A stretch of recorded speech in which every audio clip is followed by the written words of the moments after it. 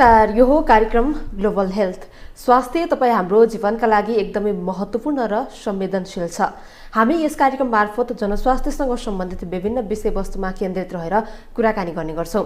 आज हामी नाक कान घाँटीसँग सम्बन्धित समस्याहरू के कस्ता हुन्छन् र ती समस्या समाधानका लागि के गर्न सकिन्छ भन्ने विषयमा केन्द्रित रहेर कुराकानी गर्छौँ। र कुराकानीका लागि आज हामीसँग हुनुहुन्छ वरिष्ठ नाक कान घाँटी रोग विशेषज्ञ डाक्टर नीता साक्य। डाक्टर, स्वागत छ यहाँलाई कार्यक्रममा। Thank you so much. अहिले केमा व्यस्त हुनुहुन्छ डाक्टर? अहिले त अब यही फिल्डमै व्यस्त छु होइन, कामै भइरहेछ। अब बिस्तारै पेसेन्टहरू बढ्ने क्रममा छ। कोभिड अलिकति कम भए हिसाबले कोभिड पेसेन्ट छोडेर अरू नर्मल अरू रोगहरूको ENT सम्बन्धी रोगमै हेर्नेमा व्यस्त छु। तपाईँ यो क्षेत्रमा आबद्ध भएको धेरै समय भइसकेको छ, अनुभव सुनाइदिनुहोस् न सुरुवातमा। म यो क्षेत्रमा आबद्ध भएको कमसेकम पनि 10 वर्ष भइसक्यो होइन, मैले काम गरेको।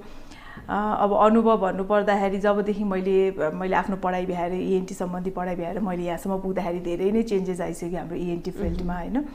जस्तै नयाँ उपकरणहरूदेखि लिएर नयाँ रोगहरूदेखि लिएर होइन, जस्तै कोभिडकै कुरा गर्दा पनि ENTसँग रिलेटेड नयाँ रोग होइन, यस्तो धेरै प्रगति चाहिँ भइसक्यो यो फिल्डमा। एज सच पहिला भए अब सानोतिनो कुनै पनि क्यान्सरको लागि हाम्रो यता नेपालीहरू चाहिँ इन्डिया जानु पर्थ्यो भने अहिले हाम्रोमै राम्रोसँग ट्रिटमेन्टहरू भइराखेको छ होइन। जस्तो पनि रोगहरू अहिले हाम्रोमा चाहिँ डायग्नोसिसदेखि लिएर ट्रिटमेन्ट सबैमा चाहिँ हामी एकदमै धेरै अगाडि नै पुगिसकेको छ। सकारात्मक परिवर्तन धेरै नै छ।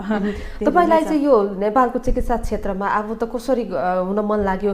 प्रेरणा केले गर्यो? प्रेरणाको स्रोत भन्दा पनि मलाई अब यही भनेर त भएन होइन। अब पहिलादेखि नै केही कन्ट्रिब्युट गर्नुपर्छ भन्ने माहौलमा हुर्केको म होइन। मेरो बुवा पनि सामाजिकमै यो समाजसेवामा धेरै उलिनु भएको भएर उहाँको सिक होला सायद होइन। अब यही भनेर त भएन, तर मलाई केही गरौँ जस्तो चाहिँ हुन्थ्यो। अब पढेँ, राम्रै गरेँ, त्यो पछि यो फिल्डमा आइपुगेँ भन्नु पर्ला। हजुर डाक्टर, जस्तो अहिलेको अवस्था नेपालको हेर्ने हो भने कोभिडको यो दोस्रो लहरसँग हामी जुझिरहेका छौँ, अझै पनि नियन्त्रणमा आइसकेको अवस्था छैन। यो अवस्थाले गर्दाखेरि नेपालको स्वास्थ्य क्षेत्रलाई कस्तो प्रभाव पाइरहेको छ? अब अवश्य पनि हाम्रो स्वास्थ्य क्षेत्र त्यस्तो एकदमै जुन अरू राम्रो डेभलप कन्ट्रीहरूको उसमा अनुपातमा त पक्कै पनि त्यस्तो कम्पिटेटिभ त हामी छैनौँ होइन। फर्स्ट वेभ भन्दा सेकेन्ड वेभमा हामीले धेरै कुरा सिक्यौँ। एक्सपिरियन्सबाट हामीले धेरै कुरा चाहिँ हामीले प्रिपेयर्डनेस चाहिँ हामीले धेरै नै बनाएको हो होइन। जस्तै डक्टरहरूलाई PPE कसरी दिने, मास्क कसरी गर्ने, हस्पिटललाई कसरी व्यवस्थापन लैजाने भन्ने कुरामा त हामीले धेरै फर्स्ट वेभबाट हामीले सिकेका छौँ होइन। त्यो एक्सपिरियन्सको हिसाबले चाहिँ हामीले सेकेन्ड वेभमा चाहिँ अब अलिकति हामी प्रिपेयर थियौँ भन्छु म होइन। अब त्यो बाहेक अझै पनि प्रिपेयर्डनेस चाहिँ अझै पनि हामीले अझै पनि लर्न गर्न चाहिँ बाँकी नै छ होइन। अब त्यो चाहिँ एक्सपिरियन्स थ्रु नजाओस्, कसरी गर्ने भनेर एक्सपिरियन्स थर्ड वेभ आएर हामी एक्सपिरियन्स हुनु अगाडि नै हामी प्रिपेयर्ड हुनुपर्छ चाहिँ म भन्न चाहन्छु। जस्तो यो फर्स्ट वेभ सेकेन्ड वेभले नेपालीहरूलाई सचेत हुनका लागि कतिको पाठ सिकाएको छ? अब पाठ सिक्ने भनेको त फर्स्ट वेभबाटै हामीले सिक्नु नै पर्ने हो होइन। सिक्नेहरूले सिका पनि छन्, तैपनि अझै पनि सिक्नलाई धेरै नै मान्छेहरूमा धेरै नै जनचेतना जगाउन हामी मिडियाबाट होस्, हामी डक्टरहरू होस् होइन, जसले पनि हामीले चाहिँ जसले चाहिँ सक्छ उसले चाहिँ जनचेतना जगाउन एकदमै धेरै जरुरी देखिन्छ। किनभने अब बिस्तारै लकडाउन यो बिस्तारै खुकुलो हुँदै गयो, रेस्ट्रिक्सनहरू मात्र बाँकी रहँदा मान्छेहरूले अझै पनि हामी बाटोमा हेर्दा जति मास्क प्रयोग गर्नुपर्छ, जुन हिसाबले प्रयोग गर्नुपर्छ, जहाँ प्रयोग गर्नुपर्छ, त्यो चाहिँ अझै पनि हामीले राम्रोसँग देखाएको छैनौँ होइन। सामाजिक दूरीमा त अझ हामी कता हो कता छौँ, हामी त्यो त सामाजिक दूरी मेन्टेन गर्ने भनेको त त्यो त अझै पनि हाम्रोमा अझै पनि भएको छैन। त्यही भएको हुनाले त्यो चाहिँ जनचेतना चाहिँ अझै पनि एकदमै इम्पोर्टेन्ट छ। मान्छेहरू आफैमा नै एउटा हुन्छ नि यो कन्साइज नभएसम्म चाहिँ यो अलिकति गाह्रै हुन्छ। जसले जे भन्छ जस्तो अहिलेको अवस्थामा हामी दोस्रो लहरमा आइसक्दाखेरि पनि मानिसहरू चाहिँ अझै पनि सचेत हुनुपर्छ भन्ने कुरा जानकारी उनीहरुमा छ। पहिला फर्स्ट भन्दा त धेरै नै सचेत भएका हुन् होइन, तैपनि अझै पनि हुन बाँकी छ। किनभने अब थर्ड वेभ आउँछ भनेर त कसैले पनि आउँछ भनेर प्रेडिक्ट गरे त होइन। हामीले आफैले प्रिकसन्सहरू लियौँ होइन। हामीले सबै जुन कोरोनाको सिम्पल प्रिकसन्सहरू लिदियौँ भने त थर्ड वेभ नआउला, त्यो त अब पोजिटिभली सोच्नु पर्दाखेरि त नआउला भन्न त सकिन्छ, तर यसरी लापरवाही गर्यो भने त we are not far behind भनेर भन्छु म चाहिँ। जस्तो हामी पहिलो लहरसँग जुधेर त्यसको नियन्त्रण गर्न सफल भयौँ र दोस्रो लहरमा फेरि पनि अब त्यो अन्य देशहरूमा जसरी देखियो नयाँ नयाँ भेरिएन्टहरू देखिए, त्यसको कारणले नेपालमा पनि त्यसको प्रभाव परेर अहिले हामी दोस्रो लहरसँग छौँ, जुधिरहेका छौँ। अहिले पनि 2000 भन्दा माथि सङ्क्रमितहरू फेला परिरहेका छन् दैनिक रूपमा। यो अवस्था हेर्ने हो भने तेस्रो लहर आउला अथवा के होला, तपाईँलाई के लाग्छ? अब यसो पहिलो लहर पनि मैले नियन्त्रणमै भयो भनेर चाहिँ म भन्दिनँ, किनभने नियन्त्रण त भएको पक्कै होइन, थिँदै थियो कोभिड त होइन। अब सानो पकेटमा थियो, अब हामीले प्रिकसन्स लिएनौँ, त्यही सानो पकेटबाट सबैतिर फैलिएर सेकेन्ड वेभ आएको होइन।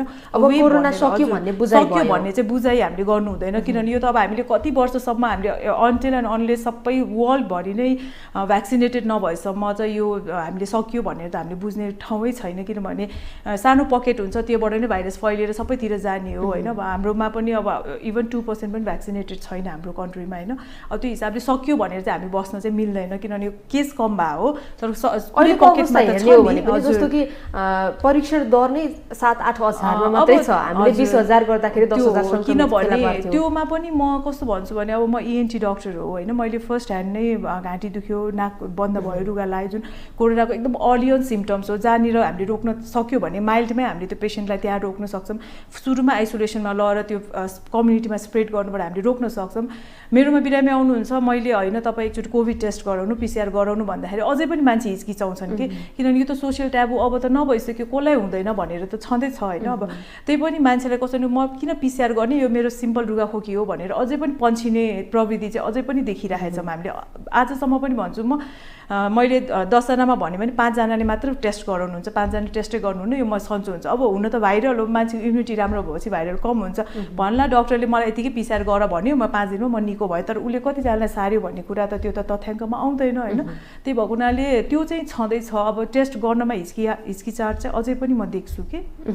अब यसलाई यो टेस्टलाई बढाउने हो भने त कोभिड बढ्छ होला भन्छु म। अब एक्ज्याक्टली अब एकदम प्रुभ गरेर त भन्न सकिँदैन, तर टेस्ट बढायो भने जस्तो हामीले आफूले पनि आकलन गर्ने हो भने पनि हामीले 20,000 25,000 टेस्ट गर्दाखेरि 10,000 सङ्क्रमित फेला पार्थ्यो। अहिलेको अवस्थामा 6-7 हजार सङ्क्रमित को टेस्ट गरिन्छ र लगभग 2,025 सङ्क्रमित पर्सेन्टेज वाइज जानु पर्यो नि त, यतिमा कतिजना चाहिँ इन्फेक्टेड देख्यो त भनेर पर्सेन्टेज वाइज जान्यो, त्यो नम्बर काउन्ट नगरौँ भन्छु कि। जस्तो आज डाक्टर हामीले यो विशेष गरी चाहिँ नाक कान घाँटीमा देखिने समस्याहरू कस्ता हुन्छन् भन्ने विषयमै केन्द्रित रहन्छौँ। मानिसहरूमा नाकमा अथवा नाक कान घाँटीमा समस्या आउने कारण चाहिँ के हुन्छ? अब नाक कान घाँटी चाहिँ हाम्रो एकदमै ओपन पोर्टल हो होइन, जहाँबाट हामी सास फेर्नेदेखि लिएर खानेकुराहरू खानेदेखि लिएर सबै हाम्रो इजी असेस पोर्टल हो होइन। मेरो विषयमा चाहिँ नाक कान र घाँटी पर्छ। नाकमा चाहिँ अब प्राय देखिने भनेको चाहिँ अब हामी एज वाइजमा पनि डिभाइड गर्न सक्छौँ होइन। एज वाइज गर्दा बच्चाहरूमा देखिने भनेको चाहिँ जन्मिने बित्तिकै नाक बन्द हुने होइन, अनि रुगा लागिरहने बच्चाहरूमा होइन, अब नाकबाट रगत आइरहने त्यस्तो समस्याहरू बढी देखिन्छ होइन। अब अलिकति ठुलो भएपछि नाकमा पलिपहरू भनेर हुन्छ, बच्चालाई धेरै रुगा लाएर मासु पलाउने भन्ने समस्याहरू देखिन सकिन्छ। नाकबाट रगत आउने, जस्तो टडलरहरूमा एकदम धेरै रगत आएर आउने, त्यो चाहिँ सुक्खा नाक भयो, नाक कोटाउने बानी भयो बच्चाहरूको, त्यसले गर्दा धेरै रगत आउने त्यस्तो समस्या देख्छ। अनि त्यो बाहेक अरू भनेको अब नाक कोटाएर घाउहरू बनाएर आउने त्यो देख्छ। अनि अलि बिस्तारै अलि टिनेजर एडोलेसेन्टमा चाहिँ हामीले देख्ने भने नाक बन्द भएर नाक हामी चाहिँ DNS भन्छौँ होइन, डेभिटेड नेजल सेप्टम, हाम्रो जुन नाकको डाँडी हुन्छ त्यो बाङ्गो भएर नाक बन्द हुन्छ। त्यो सँगसँगै पछि बिस्तारै चाहिँ नाक बन्द भएपछि पिनासहरूमा पनि अलिक समस्या देखेर रुगा लाग्ने, घरिघरि रुगा लाग्ने यो होइन, त्यस्तो समस्या। एलर्जीको समस्या हाम्रोमा चाहिँ अब धुलो धुवामा हामी एकदम धेरै एक्सपोजर भइरहेको हुन्छौँ होइन, एलर्जीको समस्या यस्तोहरू चाहिँ देखिरहेको हुन्छौँ। अब त्यो पछि अलिकति अलि एज भएपछि चाहिँ अब धेरै जस्तो देख्ने भनेको अब क्यान्सरहरू यस्तोहरू पनि बिस्तारै देखिरहेको हुन्छ। जस्तो हामीले नाकको कुरा गर्नु पर्दाखेरि जुन साइनसको प्रब्लम भन्नुभयो डाक्टरले, यो समस्या के कारणले आउँछ? यो जेनेटिक पनि हुन्छ यो समस्या? साइनोसाइटिस भनेको जेनेटिकै हुन्छ भनेर चाहिँ हुँदैन होइन। साइनोसाइटिस भनेको एउटा इन्फेक्सन हो होइन। नाकको हाम्रो जुन नाक सँगसँगै चाहिँ हाम्रो नाकको भाग भनेको चाहिँ साइनसेसहरू भन्छौँ होइन, पिनास भन्ने जुन हामीले नेपालीमा बुझ्नुपर्दा पिनास भन्छौँ। त्यो पिनासमा चाहिँ जुन मासु नर्मली त्यो ठाउँमा चाहिँ हाम्रो हावा हुनुपर्ने ठाउँमा त्यहाँनिर के कलेक्सन भयो, त्यहाँ इन्फेक्सन भयो भने हामीले पिनास भन्छौँ होइन। त सबै रुगाखोकी चाहिँ पिनास हुँदैन भनेर भन्न चाहन्छु होइन।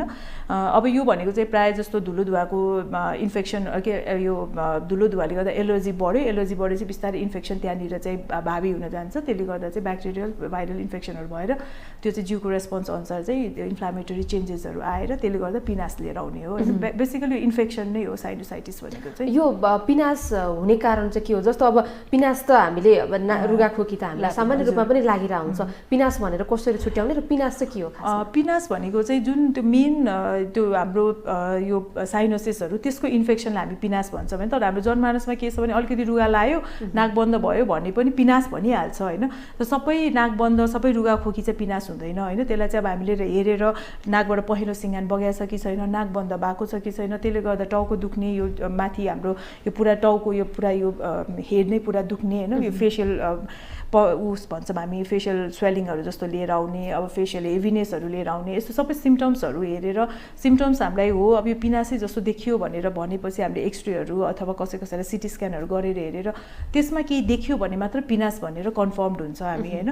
त्यो अब हाम्रोमा चाहिँ कस्तो छ भने अलि रुगाखोकी लाग्यो, नाक बन्द भयो, मेरो पिनास थियो भनेर पनि आउनुहुन्छ कि त्यो चाहिँ छ नै। तर पिनास भनेको चाहिँ बेसिकली नाकको रुगालाई मात्र पिनास भन्नु मिल्दैन, पिनासमा चाहिँ त्यो जुन साइनोसिसहरू त्यो इन्फेक्सन हुनु पर्यो। जस्तो तपाईँले अगाडि भन्नुभयो नाकको हाड समेत बाङ्गो हुन्छ भनेर, यो हुने अवस्था चाहिँ कसरी आउँछ? अब नाकको डाडी चाहिँ कस्तो भने हाम्रो यो फेसियल बोनहरू चाहिँ बिस्तारै ग्रोइङ, हामी जन्मेदेखि 16, 17, 18 वर्षसम्म बिस्तारै ग्रो हुँदै जान्छ हाम्रो फेसियल बोनहरू। त्यो मध्येमा हाम्रो नेजल बोन पनि, नेजल बोन भन्छौँ नाकको डाडीलाई होइन, त्यो पनि ग्रो हुने क्रममा चाहिँ हुन्छ होइन। अब ग्रो हुने क्रममा कस्तो हुन्छ भने त्यो चाहिँ सिधा यसरी बस्नुपर्ने ठाउँ हुन्छ, अनि ग्रो हुने बेलामा त्यो ग्रोइङ प्रोसेसमै चाहिँ त्यो डाडी अलिक बाङ्गो भएर बसिदिन्छ कि।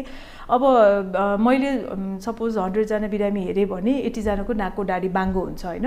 तर बाङ्गो हुँदैमा सबै समस्या भनेर चाहिँ भन्न मिल्दैन होइन। त्यो डाडी बाङ्गो भएर मान्छेलाई नाक बन्द घरिघरि भइरहने, मान्छेले मुखबाट सास फेर्नुपर्ने, मुखबाट सास फेरेर घाँटी बारम्बार दुखिरहने, रुगा बारम्बार लागिरहने, त्यसले गर्दाखेरि अरू समस्याहरू केही आयो, नाकबाट रगत आउने समस्या आयो होइन।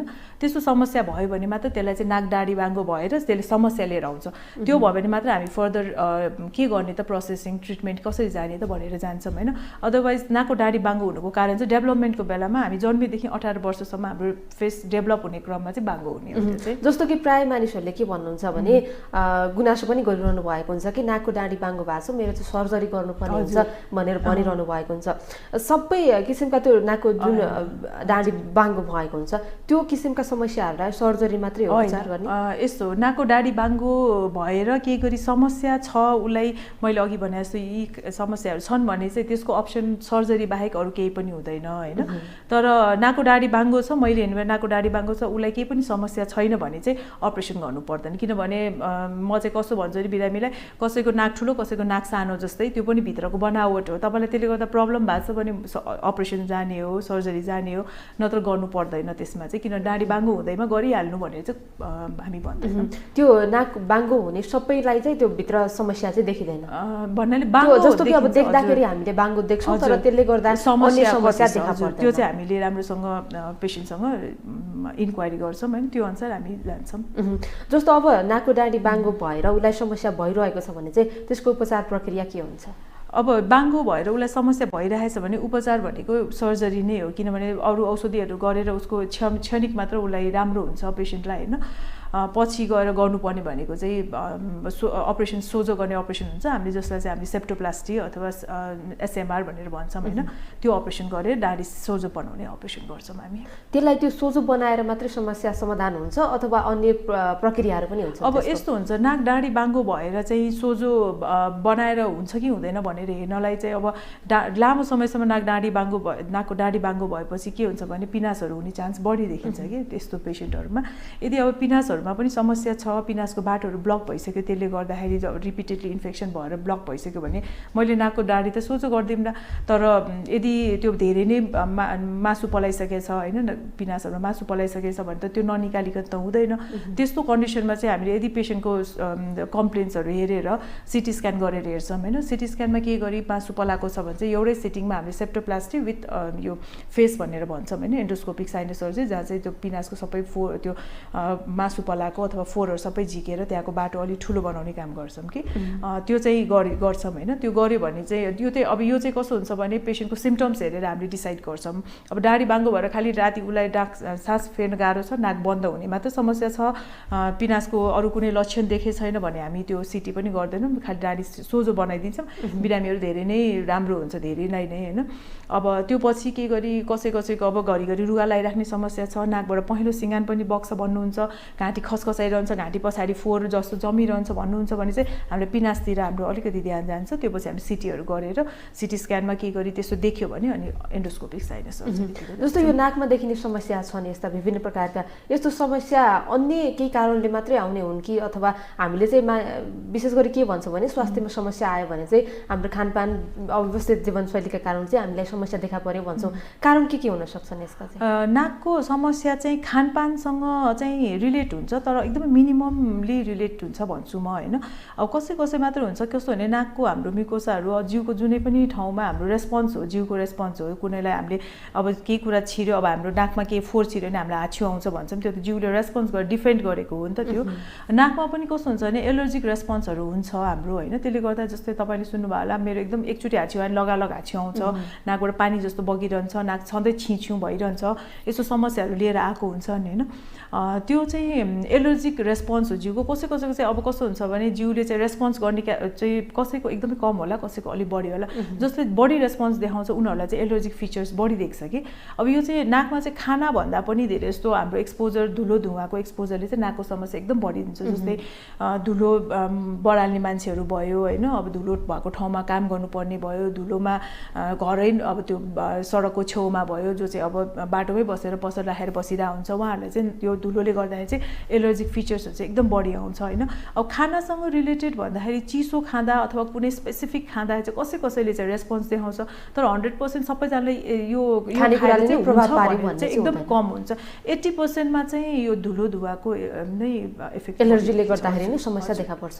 जस्तो कतिपय मानिसहरूलाई चाहिँ नाक कान घाँटीको समस्या चाहिँ सम्बन्धित हुन्छ भनेर पनि बुझिरहेको हुँदैन, यो चाहिँ कसरी सम्बन्धित हुन्छ नाक कान घाँटीमा समस्या? नाक कान घाँटी त हाम्रो एकदमै एउटा त बनावट एकै ठाउँबाट हुन्छ होइन। अर्को चाहिँ नाक कान घाँटीको चाहिँ हाम्रो जुन म्युकोसाहरू त्यहाँनिर सबै ठाउँमा एक अर्कासँग रिलेटेड हुन्छ। जस्तै हामीले सुनिरहेको हुन्छौँ होइन, घाँटी दुख्दाखेरि कान पनि दुख्यो भनेर, रुगा लाग्दा घाँटी दुख्यो भनेर, किनभने यो एक अर्कासँग चाहिँ एनाटोमिकली पनि रिलेटेड हुन्छ यो कुरा होइन। त्यो कारणले गर्दा अब सानो पाइपहरू हुन्छ, जस्तै घाँटी र कान जोड्ने एउटा पाइप हुन्छ हाम्रो युस्टाचियन ट्युब भन्ने होइन, त्यो कारण त्यो छ।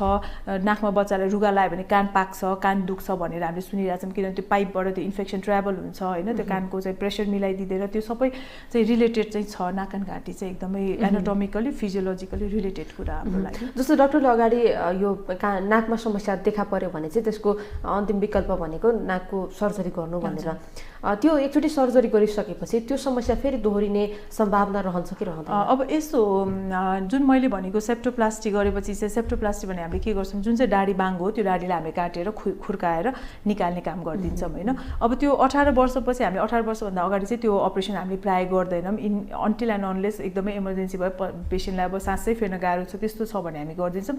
अदरवाइज 18 वर्ष कटेपछि मात्रै त्यो अपरेसन गर्छौँ, किनभने 18 वर्षमा बोन डेभलप हुने अझै पनि ठाउँ छ। यदि अर्लियन 18 वर्षभन्दा अगाडि गऱ्यो भने चाहिँ चान्सेस छ कि त्यो फेरि पनि बाङ्गो हुन्छ, तर 18 वर्षपछि गरेपछि चाहिँ त्यो खासै त्यो फेरि त्यो बोन चाहिँ फेरि रिग्रो हुन्छ भनेर चाहिँ हुँदैन। त्यही भएको हुनाले एकचोटि अपरेसन गरेपछि त्यो फेरि बारम्बार फेरि फर्केर चाहिँ आउँदैन। जस्तो नाकमा अन्य समस्याहरू पनि देखा पर्छन्, जस्तो कि कतिपय मानिसहरूलाई चाहिँ 6-7 महिनासम्म पनि कुनै पनि कुराको पनि गन्ध थाहा हुँदैन, त्यो के कारणले हुन्छ? अब यस्तो गन्ध थाहा नहुनु चाहिँ अब हाम्रो नाकको एकदम माथिल्लो भागमा चाहिँ हाम्रो गन्धको सेन्सरी अर्ग्यान्सहरू बसिरहेको हुन्छौँ होइन। त्यो सेन्सरी अर्ग्यानमा कुनै पनि भाइरल इन्फेक्सन भयो, जस्तै अहिले कोभिडकै बेलामा पनि धेरै जस्तो भाइरल इन्फेक्सन, यो भाइरल इन्फेक्सनले धेरै जसोलाई गरेर हुन्छ होइन। भाइरल इन्फेक्सन भयो भने त्यसको चाहिँ सानो त्यो हाम्रो सेन्सरी सेल्सहरू हुन्छ होइन, त्यसलाई चाहिँ मारिदिन्छ भनौँ न। त्यो कारणले गर्दा चाहिँ गन्ध थाहा नहुने ओर्ने हुन्छ होइन। अर्को कारण भनेको जस्तै मैले भने एलर्जिकहरू फिचर्स भयो, पिनास लामो समय भयो भने नाकमा मासु पलाउँछ, त्यो मासु पलाउने ठाउँले गर्दा त्यहाँ ब्लक गरिदिन्छ होइन। ब्लक भएपछि अनि हामीले गन्ध पर्सिभ नगर्ने हुन्छ होइन। त्यो कारणहरू चाहिँ यो नाकको गन्ध हराउनुको जस्तो अब यो 6-7 महिनासम्म पनि त्यो समस्या जीवितै छ भनेपछि कसरी समाधान? अब यस्तो हुन्छ, अर्लियर नै आयो भने चाहिँ हामीले औषधिहरू दिएर त्योबाट हामीले ट्राई गरेर धेरै जसोको अर्लियर आउँदाखेरि चाहिँ 48 आवर्स अथवा 72 आवर्सभित्र आउँदाखेरि चाहिँ हामीले औषधिहरू दिएर राम्रो भएको पनि हुन्छ होइन। अब कस्तो हुन्छ भने अब हाम्रोमा त त्यसरी त्यो यहीले गर्दाखेरि हो भनेर त्यो गर्ने त ऊ छैन। कहिलेकाहीँ अब हाम्रो मेन सेन्सरी सेल जसले चाहिँ मेन चाहिँ सेल भनौँ न, मेन सेल हाम्रो यो सुँगाइको मेन सेललाई नै ह्याम्पर गरेछ भने, नसालाई ह्याम्पर गरेछ भने त्यो हाम्रो कहिले पनि गन्ध आउँदैन भन्छौँ हामी होइन। जो चाहिँ लामो समय पिनास भयो अथवा एटोपिक राइनाइटिस भन्ने छ, त्यसमा लामो समय इन्फेक्सन भइरहेको कन्डिसनमा त्यस्तोमा आउँदैन गन्ध, पछिसम्म पनि आउँदैन, त्यो जिन्दगीभरलाई नै गन्ध नआउने नै हुन्छ। तर इन्फेक्सन फिचर्स छ, जस्तै रुगा लाग्दा पनि हाम्रो गन्ध जान्छ, त्यो बेलामा चाहिँ मेन नभइकन सपोर्टिङ सेल्सहरूमा चाहिँ इन्फेक्सन देखिन्छ कि त्यो सपोर्टिङ सेल्समा ह्याम्पर हुने भएको हुनाले त्यो बिस्तारै रिग्रोथ हुन्छ। त्यो कारणले गर्दा 3-4 महिना 4-5 महिना त्यो हेरिकन गन्ध फिर्ता आउँछ, किनभने हामीले मेन कजलाई पहिला ट्रिट गर्छौँ कि कज ट्रिट भएपछि त्यो बिस्तारै आउँछ। जस्तै अब पलिपहरू छ भने त हामीले पलिप झिक्ने बित्तिकै बिरामीले गन्ध बिस्तारै थाहा पाउनु थाल्नुहुन्छ, किन त्यो त अब जे कज हो त्यो पहिला हामीले निकाल्छौँ नि त।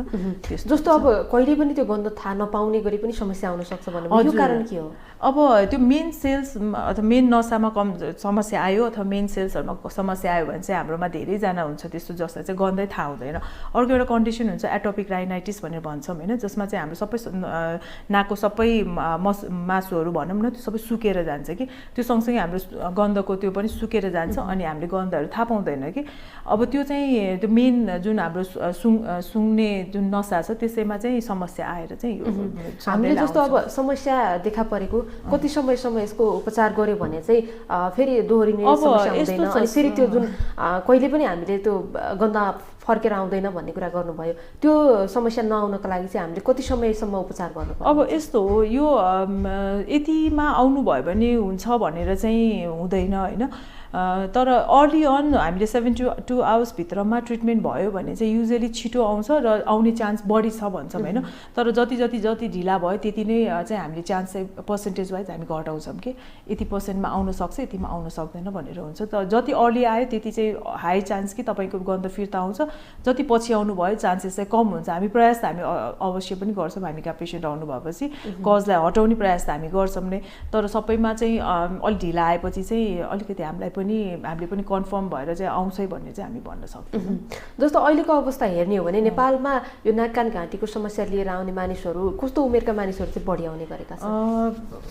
त्यस्तो यही भनेर त छैन होइन, आउन त सबै उसमै छ। प्राय आउने भनेको चाहिँ बच्चा र बुढाबुढी प्राय आउँछन् होइन, किनभने अब बिचको एजमा हुने भनेको धेरै जस्तो रुगाखोकी घाँटी दुख्ने सामान्य हुन्छ। अब आज भोलि अब सबैजनाले इन्टरनेट चलाउँछन् होइन, ओभर द काउन्टर ड्रग खान्छन्, किनभने अब फार्मेसीहरूमा गएर ड्रग खाएर पनि कतिजनालाई सन्चो हुन्छ। त्यही भएर बिचको एजको चाहिँ त्यति नआउने होइन, हाम्रोमा सबै सामान्य धेरै समस्या चाहिँ बालबालिका र वृद्धवृद्धमा देखिन्छ, बढी देखिन्छ। अहिलेको अवस्थामा नेपालको अवस्थामा हेर्ने हो भने हामीसँग केही तथ्याङ्क छ यस्तो कि हामी वार्षिक रूपमा चाहिँ यो नाक कान घाँटीसँग सम्बन्धित समस्या लिएर आउने व्यक्तिहरू यति छन् भन्ने तथ्याङ्क छ? अब यस्तै भने तथ्याङ्क त मलाई होला है, तर मलाई चाहिँ अलिकति त्यसमा चाहिँ यति नै भनेर या अब स्योर सर्टेन भन्नलाई चाहिँ अलिकति मलाई ऊ भएन। जस्तो अब यी नाक कान घाँटीमा आउने समस्याहरू छन्, कारण पनि डक्टरले भनिसक्नु भएको छ, हामीले यी समस्या आउन नदिनलाई के गर्नुपर्छ? अब नदिनलाई त हामीले प्रिकसन्स त धेरै नै अपनाउनु पर्छ होइन। अब अहिले कोरोनाले गर्दा हामीले मास्क लगाउन सिक्यौँ, जुन कुरा हामीले पहिलादेखि नै गर्नु पर्थ्यो होइन, किनभने धुलो धुवाको एक्सपोजरको कारणले गर्दाखेरि हाम्रोमा एलर्जिक फिचर्सहरू लिएर एकदमै धेरै बिरामी आउनुहुन्छ होइन। अब अर्को भनेको घाँटी खसखस भयो भनेर आउने बिरामी एकदम धेरै हुन्छ होइन। अब घाँटी खसखस हुनुको कारण एउटा एलर्जी हुन्छ, अर्को एकदमै इम्पोर्टेन्ट कारण भनेको चाहिँ ग्यास्ट्राइटिस हो होइन, जसले गर्दा चाहिँ अब हाम्रो पेटमा भएको एसिड चाहिँ रिफ्लक्स भएर घाँटीमा जान्छ, घाँटीले चाहिँ त्यसले गर्दा घाँटी खसखस आयो, घाँटी सुक्खा भयो, खोकी लाग्ने यस्तो समस्या लिएर आउनुहुन्छ। अब यसको लागि खानपानमा ध्यान दिनु पर्यो होइन। अब चिलो अमिलो पिरो कम खाने, अलिकति खाली पेट नबस्ने, पानी अलि बेला बेलामा खाने, यो कुराहरू ध्यान दिनु पर्यो होइन। अब अर्को भनेको हाम्रो स्वर सुकेर आउनेहरू हुन्छ होइन, अब त्यसमा चाहिँ प्रोफेसनल्ली अब जसलाई चाहिँ धेरै बोल्नुपर्छ उनीहरूले चाहिँ धेरै जस्तो घाँटी स्वर सुकेर आउनुहुन्छ होइन, त्यसको लागि रियाजहरू गर्ने, अलिकति हुने बित्तिकै देखाउन आउने होइन।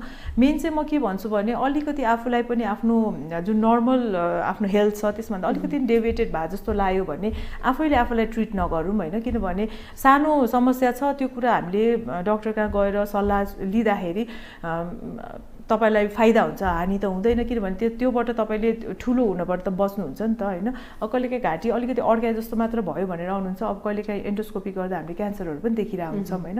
अब ग्यास्ट्रिक हो भनेर over the counter drug gastric औषधि 1 महिना 2 महिना खाएर आउनुहुन्छ, पछि ग्यास्ट्रिक अल्सर भएर आउनुहुन्छ होइन। अब त्यो भएपछि त उहाँहरूकै लागि त गाह्रो भयो नि त। त्यो अलि नै ट्रिट गर्दाखेरि चाहिँ सबैलाई फाइदा हुन्छ भनेर भन्छु म। जस्तो डक्टरले अगाडि भन्नुभयो खानेकुराहरूमा ध्यान नदिँदाखेरि चाहिँ हाम्रो यो घाँटी खसखसाउने खोकी लाग्ने समस्याहरू बढी हुन्छ भनेर, त्यो कुरामा आफू सचेत रहँदै पनि यस्तो घाँटी खसखसाउने खोकी लाग्ने कुरा समस्याहरू चाहिँ आइरहन्छ, यसको कारण के हो? त्यही अब खसखसाउने त्यो हुने भनेको चाहिँ प्रायः हुने भने एलर्जिक नै हो होइन, घाँटीमा एलर्जिक रेस्पोन्स हो। अब एलर्जिक केले गर्दा भयो त भनेर भन्नुपर्छ। एउटा चाहिँ अब खानेकुरा, किनभने मुखमा भनेको त हामी खान्छौँ, एउटा हावा जान्छ, अर्को केही कुरा माथि आउनु पर्यो पेटबाट होइन। अब खानेकुरामा चाहिँ हामीले चिल्लो अमिलो पिरो अथवा चिसो बढी खाँदाखेरि जिउको रेस्पोन्सले गर्दाखेरि कसैलाई त्यही चिसोले कसैलाई केही नहोला, अर्को मान्छेलाई केही होला। रेस्पोन्स आफ्नो त्यति एलर्जिक चाँडै रेस्पोन्स देखाउँछ भने त्यो कुरा आफूले अभोइड गर्नु पर्यो होइन। अनि अर्को भनेको चाहिँ अब धुलो धुवामा एक्सपोजर भएर होइन, अब धुलो धुवामा एक्सपोजर हुँदा नाक र घाँटी आफूलाई समस्या आउँछ भने त्यो कुरा आफूले अभोइड गर्नु पर्यो होइन। अर्को भनेको चाहिँ अब ग्यास्ट्राइटिसले गर्दाखेरि रिफ्लक्स भएर माथि आउँछ कि, त्यसले गर्दाखेरि चाहिँ हामीलाई घरिघरि खोकी लाग्ने जस्तो, घाँटी खसखस भएर आउने, घाँटीमा के अड्क्या जस्तो, कपाल अड्क्या हो कि के अड्क्या जस्तो भएर आउने, अनि सुत्न पल्टिने बित्तिकै खोकी लाग्न थाल्ने, त्यस्तो समस्याहरू लिएर आउनुहुन्छ होइन। अब त्यसको लागि चाहिँ ग्यास्ट्राइटिस नै ट्रिट गर्नु पर्यो नि त मेनली। अब एकदमै मिनिमल सिम्पटम्स छ ग्यास्ट्राइटिस को चाहिँ त्यति धेरै सिभिरिटी छैन भने हामी खालि ग्यास्ट्राइटिस मात्र ट्रिट गर्छौँ। तर कसैको एकदमै पेट पोल्ने, छाती पोलिरहने होइन, अमिलो पानी मुखैमा आउने त्यस्तो समस्या चाहिँ घाँटी पोलिबस्ने छ भने त उहाँको त एकदम लामो समयसम्म यस्तो छ भने त ग्यास्ट्राइटिस मात्र नभएर त्यहाँ अल्सर डेभलप भयो कि भन्ने त डर हुन्छ हामीलाई।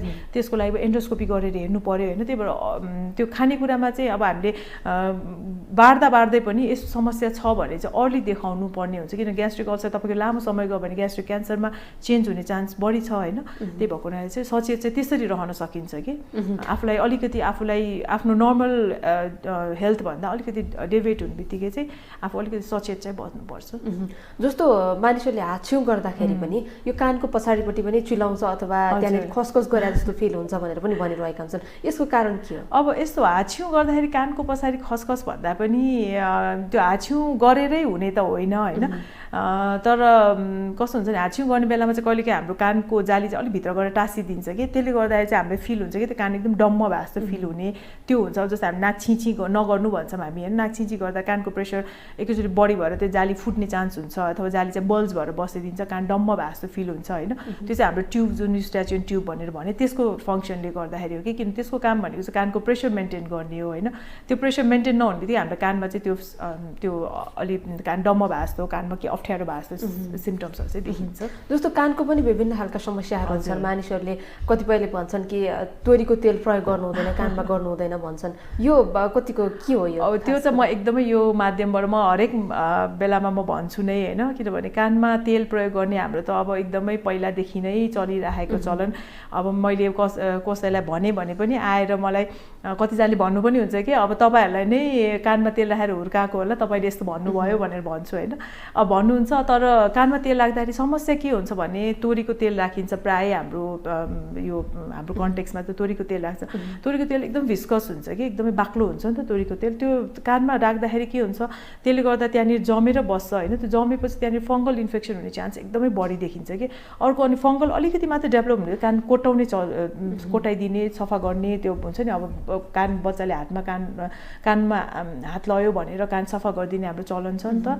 अब त्यो गर्दाखेरि के हुन्छ भने अब कति बच्चाको त जुन जाली त एकदमै अगाडि आएर बस्या हुन्छ, अगाडि इन द सेन्स कि सानो हुन्छ नि त, त्यसले गर्दाखेरि कति भित्र गएर कोटाइदिने, कतिसम्म कोटाउने त भन्ने त त्यो हुँदैन होइन। त्यो कारणले गर्दाखेरि कोटाउँदाखेरि घाउ भएर आउँछ, कतिजना कानको जाली नै पाल पारेर आउनुहुन्छ होइन।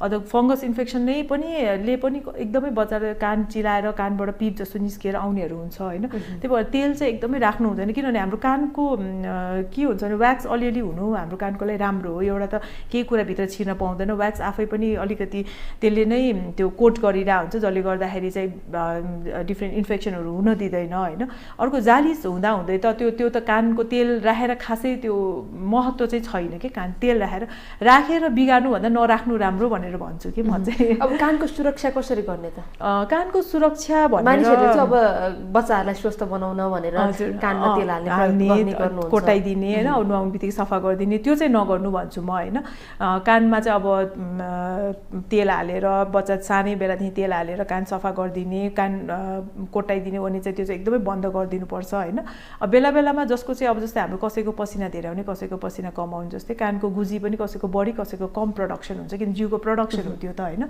अब एकदमै धेरै प्रडक्सन भएर कानको गुजी एकदम धेरै भएर कानको ब्लकै गऱ्यो अरे होइन तपाईँको त्यसले गर्दा सुनाइ कम भए जस्तो भयो बच्चाले एकदम धेरै चिलायो भने देखाउनु ल्याउनुहोस् होइन देखाएर के गरी गुजी छ धेरै नै छ कि जति चाहियो भन्दा बढी छ भने हामी सफा गरेर निकालिदिन्छौँ होइन त्यसले प्रब्लम गरिरहेछ भने निकालिदिन्छौँ त्यो त एकदम सिम्पल टेक्निकबाट निस्किन्छ ओपिडी सेटिङमै निस्किने कुरा हो होइन अब तपाईँहरूले कोटाउँदाखेरि कस्तो हुन्छ भने कोटाउनुहुन्छ थाहा हुँदैन कति कोटाउने धेरै कोटाएर घाउ बनाउनुहुन्छ अर्को काने गुजी एकदमै धेरै भएपछि एकदम जमेर बसी कडा भएर बस्छ कडा भन्दा तपाईँले कोटाउनु झन् जालीतिर ठेल्नुहुन्छ अनि जालीमा ठोकेर बच्चालाई दुख्ने हो भने समस्याहरू आउँछ होइन त्यही भएर त्यो चाहिँ नगर्नु अर्को भनेको चाहिँ अब सानो हाम्रो बालकहरूलाई दुध खुवाउने बेलामा अलिकति हामी सधैँ सबैले नै भन्छौँ हामी दुध खुवाउने बेलामा अलिकति टाउको माथि गरेर खुवाइदिनुहोस् किनभने कान र त्यो नाक जोड्ने जुन हाम्रो पाइप छ स्ट्याचुन ट्युब त्यो चाहिँ सिधा हुन्छ बच्चाहरूकोमा हामीले चाहिँ दुध कानमा छिर्यो भनेर जुन भन्छौँ त्यो चाहिँ बाहिरबाट छिर्ने भन्दा पनि भित्रबाट छिर्ने निल्ने बेलामा उसले चाहिँ त्यो पाइप सिधा भएको कारण सिधा सुताउने बेलामा त्यो पाइप एकदम सिधा पसिदिन्छ कि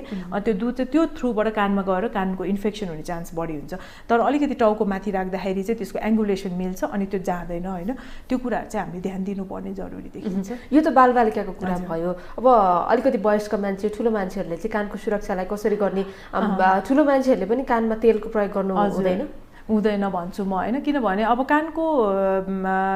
कानमा तेल हाल्नुको कारण भनेको कान सुक्खा हुन्छ भनेर हो होइन अब कसैले फोहोर निस्किन्छ भनेर भन्नुहुन्छ होइन तर त्यो कानमा तेल हालेको तेल चाहिँ कतै पनि जाँदैन त्यो भित्र जम्मा भएर बस्छ किनभने हाम्रो कान यदि हाम्रो त्यो कानको जाली नर्मल छ भने कान चाहिँ हाम्रो बाहिरबाट हेर्दा कप जस्तै हो कि अब कप जस्तोमा हामीले तेल हाल्छौँ त्यो त्यतिकै रहिरहन्छ स्ट्याग्नेन्ट रहिरहन्छ कसैको चाहिँ अब त्यो जुन हाम्रो यो कानको जालीसम्मको बाटो छ त्यो कसैको त अब सानो भएर बसिदिन्छ होइन सानो हुन्छ बनावट सानो रहेछ भने त भित्र जम्मा हुने भयो सबैलाई किन हुँदैन भन्ने कुरामा म यो भन्दैछु होइन अब कसैको पाल ठुलो होला ठुलो भएपछि हामी बोल्ने बेलामा खाने बेलामा यौन गर्ने बेलामा त्यो बाहिर निस्किन्छ अनि हावाले उडाउँछ तर कसैको पाल सानो होला त्यो भित्र रहिरहँदाखेरि त्यसले चाहिँ फङ्गल इन्फेक्सन अथवा त्यसले गर्दा नै इन्फेक्सनहरू डेभलप हुन्छ कि त्यही भएको हुनाले चाहिँ त्यो गर्नु चाहिँ हुँदैन होइन ठुलो मान्छेले पनि कान कोटाउने ओर्ने कानमा तेल हाल्ने चाहिँ एकदमै बिल्कुलै गर्नु हुँदैन अनि अर्को चाहिँ अब बुढेसकालमा गएर कानको लागि चाहिँ के गर्नुपर्छ भन्दाखेरि अलिअलि सुनाइ कम हुन बित्तिकै चाहिँ अब उमेर हुँदाखेरि कान सुनाइ कम हुँदै जान्छ होइन अब अर्ली नै त्यो कुरालाई चाहिँ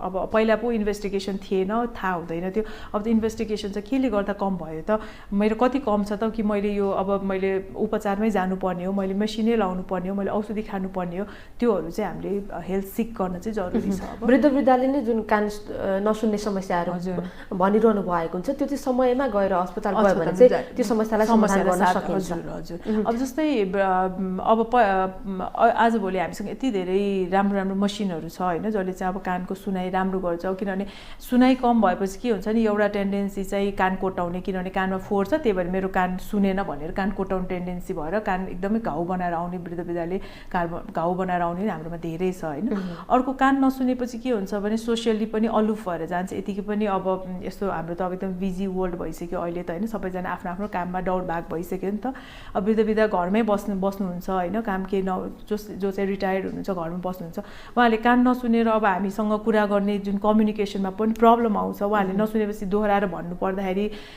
झिजो लाग्छ झिजो मान्नुहुन्छ होइन त्यो नसुनेपछि उहाँलाई पनि त्यो हुन्छ नि कम्युनिकेट गर्न सकिँदैन सोसियली अलुफ भएर बस्नुहुन्छ कि जस्तो अब यो उमेर बढ्दै गएपछि चाहिँ कानमा यो सुनाइमा कम हुने कारण के हो अब यसो हो जिउमा हरेक कुरा चाहिँ बिस्तारै डिजेनरेट हुँदै जान्छ होइन डिजेनरेट भनेको बिस्तारै अब सामान बिग्रिँदै जाने जाने जस्तै हाम्रो पनि पाट पूजा बिस्तारै कमजोर हुँदै जान्छ, सबै अङ्गमा नै हुने क्रम हुन्छ होइन।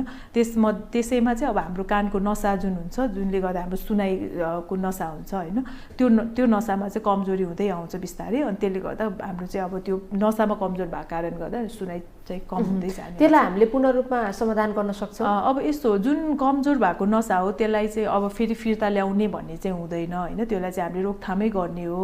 त्यो भएको कारणले गर्दाखेरि अर्ली अन आउँदाखेरि चाहिँ हामीले न्युरोभाइटामिन्सहरू दिएर होइन, उहाँहरूलाई ठुलो आवाजहरूमा नबस्नुहोस्, कानमा चाहिँ ठुलो अब स्पिकरहरू कानैमा राखेर सुन्ने बानी हुन्छ नि त, पहिला रेडियोहरू कानैमा राख्ने, नसुन्यो भने झन् टाँसिएर सुन्ने, त्यो नगर्नुहोस्, त्यसले झन् चाँडै डिटोरिएट गरिदिन्छ।